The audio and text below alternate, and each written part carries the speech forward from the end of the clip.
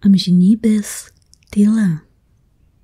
Mano gyvenime buvo laikotarpis, atrodytų visiškai netitinkantis transurfingo nuostatų. Mūsų šeimoje 3 vaikai, daug skalbimo. Kurį laiką turėjau didelę skalbiamąją mašiną, pusautomatinę. Tada parduotuvėse pasirodė ir automatinių skalbyklių, bet aš tik stebėjausi, kodėl žmonės leidžia joms tokius didžiulius pinigus.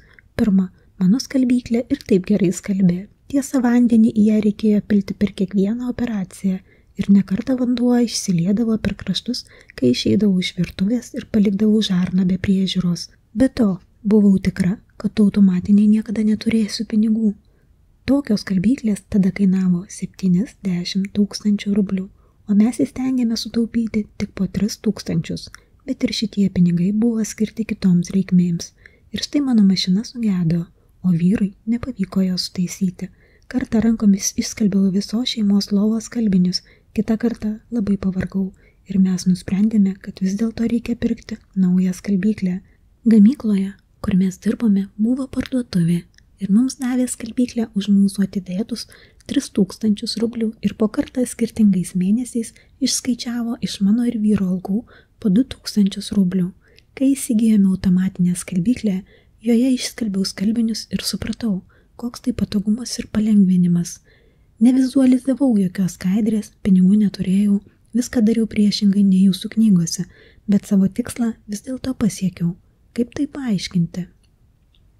Jūsų istorija neprieštarauja transurfingui, bet jį patvirtina. Šis pavyzdys rodo, kaip protas, galvodamas apie priemonės tikslui pasiekti, jį atmeta, mums nepakaks pinigų, apsėsi. O širdyje ar nenorėjote geros skalbyklės? Nors protas ir nepaisė širdies reikalavimų, ji vis tiek nustelbė proto balsą ir gavo savo žaislą. Ir vizualizacija tam nebuvo būtina. Nejaugi manote, jog būtinai reikia kokių nors manipulacijų ar ritualų, kad išsipildytų norai? Pakanka sielos ir proto santarvės. Bėda tik ta, kad protas arba netiki tikslo tikrumu, arba sudaro ir gina tik savąjį jo įgyvendinimo planą, naiviai laikydamas save visažiniu. Todėl žmogus pats savo kliudo savo tikslui. Jeigu ne savo pinigus būtumėte skaičiavusi, o įtikinusi protą, kad reikalingas tik jo sutikimas, viskas būtų atsiėję kur kas pigiau. Kaip? To niekas nežino, nei jūs, nei aš. Ir tai visiškai nesvarbu, jeigu protas sutinka turėti žaislą, kurio prašo širdis, ir nustoja galvoti apie lėšas, jų atsiranda. O jei nepavyksta gauti tokio sutikimo, reikia taikyti skaidrių techniką. Tai yra apsiausti tikrovę.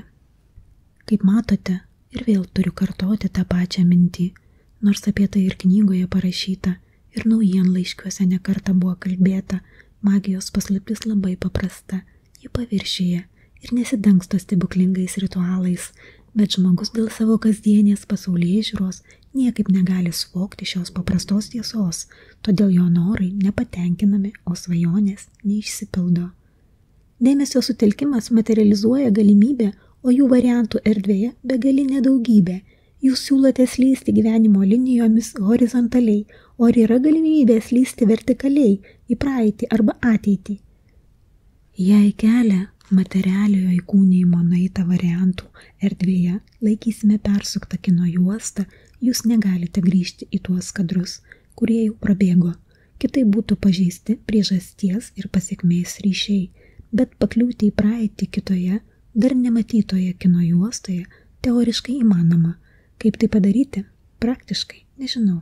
Dėl ateities jūs galite materializuoti vieną ar kitą jos variantą vizualizavimu, fantazuoti apie kelionės laiku, nematau reikalo.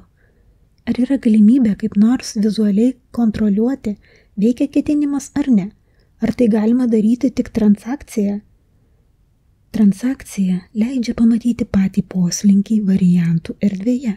Besikeičiantys dekoracijų atspalviai byloja, kad vis dėlto judama.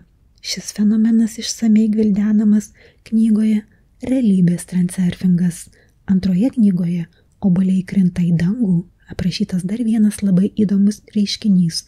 Jeigu tikslinė skaidrė vizualizuojama gana intensyviai, individualus pasaulio sluoksnis slenka per tranzitinės variantų erdvės zonas ir tikrovėje atsiranda lokalių trikdžių.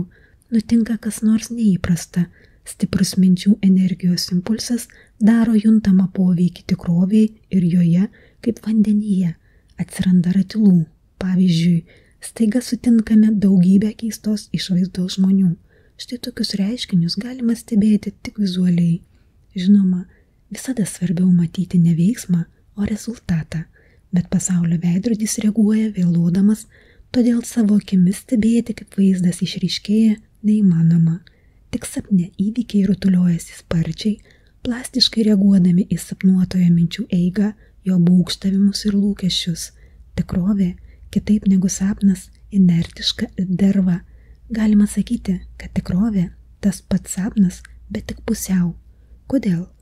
Tikrovė, tiksliau tai, ką ją laikome, duali. Mūsų pasaulyje visi pirminiai, tai yra neišvestiniai objektai ir savybės, turi kitą pusę. Teigiama ir neigiama, balta ir juoda, fiziška ir metafiziška. Pačia bendriausia prasme, vieną dualiosios tikrovės pusę sudaro materialusis pasaulis, o kita variantų erdvė esanti už suvokimo ribų.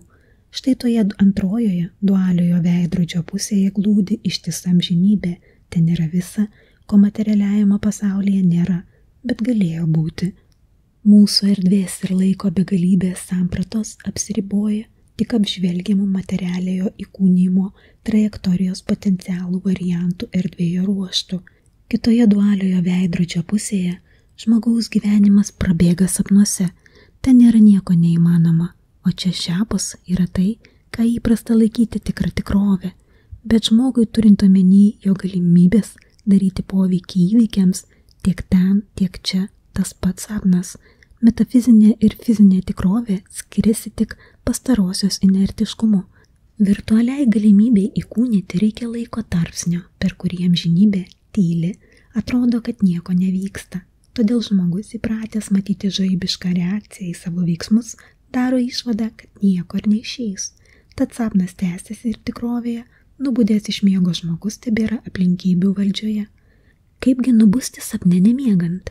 Tam visai kaip sapne reikia suvokti, kad galite valdyti sapno eigą. Ką reiškia suvokti?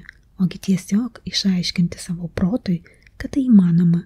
Jums teks susitaikyti, kad negalite savo akimis matyti, kaip dirba ketinimas.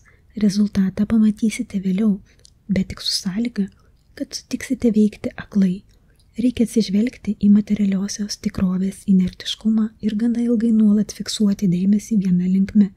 Kolumbas nebūtų pasiekęs Amerikos, jeigu nebūtų išlaikęs tylėjimo išbandymo. Visi pripratome, kad padaryti poveikį fiziniai tikroviai galima tik tiesiogiai, vidiniu ketinimu, veikiant pagal savo ribotas galimybės. Bet žinant, kaip veikia dualusis veidrodis, galima pasielgti kitaip, išorinių ketinimų materialų pavidalą suteikti ir metafiziniai tikroviai, kitaip tariant, sukurti tai, ko iš tikrųjų kol kas nėra, įkūnijant atitinkamą variantų erdvės sektorių kryptingą minties energiją. Vaizdiniui materializuoti reikia tam tikro laiko ir kryptingo dėmesio sutelkimo, norai nepatenkinami, o svajonės neišsipildo. Tikrovėje įkūnija arba minčių vaizdas gimė sielos ir proto vienovėje, arba tvirtas ketinimas. Jeigu siela veržiasi į tikslą, bet protas abejoja jo tikroviškumu arba galvoja apie priemonės jam pasiekti, vaizdas dvejinasi, todėl ir veidrodyje atspindys niekaip negali išryškėti. Analogiškai, jeigu sveikas protas priėmė sprendimą, kuriame kaip jam atrodo jis viską apskaičiavo ir pagrindė, o širdyje neramu ir sunku, vaizdas vėlgi būna neryškus. Kad būtų pasiekta sielos ir proto vienovė, reikia ieškoti savo tikslo, kelio, kuriame nebus prieštaravimų tarp to, ką liepia širdis ir gyvenimo realijų. Kai žmogus eina ne savo keliu, prieštaravimas paprastai kyla todėl, kad noras netitinka jo įgyvendinimo galimybių. Rasti savo į kelią sunku, bet žmogus puikiausiai gali pasiekti laimėjimų tame kelyje, kurį pasirinko. Norui įgyvendinti reikalingas tvirtas ketinimas, konkrečiai nuolatinis darbas su tiksline skaidrė. Tik būtina suprasti, kad ketinimas tai ne visų jėgų įtempimas, o dėmesio sutelkimas. Variantų erdvės sektorius materializuojamas tik nuolatiniu sutelktos minčių energijos poveikiu. Jeigu kiekviena galvoje šmėsteliusi idėja iškart būtų įgyvendinama, mūsų pasaulyje viešpatautų visiška suirutė. Norite pamatyti veidrodyje savo minčių vaizdą? Kontroliuokite savo dėmesio kryptį, veikite labai nuosekliai, tiesiog nuolatos dirbkite su skaidrė, štai ir viskas, ko reikia. Iš pradžių teks taikytis, kad tikrovėje niekas lyg ir nesikeičia, bet tai nereiškia, kad nieko nevyksta. Nepamirškite, dualiojo veidrodžio reakcija lėta. Pamažu atspindyje ima ryškėti tai, kas atitinka jūsų ketinimą. Kartoju, svarbiausia veikti nuolat ir nuosekliai, laikantis koordinavimo principu. Žinokite, jeigu skelbėte pasaulyje savo tvirtą ketinimą, anksčiau ir vėliau atsivers durys, susikloščiusios aplinkybės leis įgyvendinti sumanimą. Protas iš pradžių neįtarė, esant tokias duris, bet kai jos atsidarys, jis pats įsitikins tai, kas anksčiau atrodė neįvykdoma, dar ir kaip įmanoma. Matydamas vis naujas ketinimo veikimo apraiškas, protas pamažu patikės sėkme ir netitikimas tarp noro ir galimybių išnyks.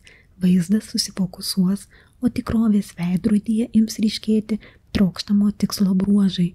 Vadovautis principu tebūnie jums, kaip tikite, nebūtina, reikalingas konkretus nuolatinis darbas, kad ir kas aplinkui vyktų, tegu net atrodo, jog viskas per nieką, jūsų dėmesys turi būti sutelktas į galutinį tikslą.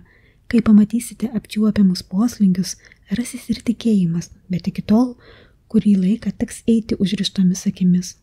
Kaip toje pasakoje, atsigręši? Na, tarkim, į akmenį nepavirsi, bet jau tikrai nieko nepeši. Kas įstengs išlaikyti šią amžinybės tylą, kai nieko nevyksta ir tikslas iš už horizonto niekaip nepasirodo, tas pasieks savo Ameriką.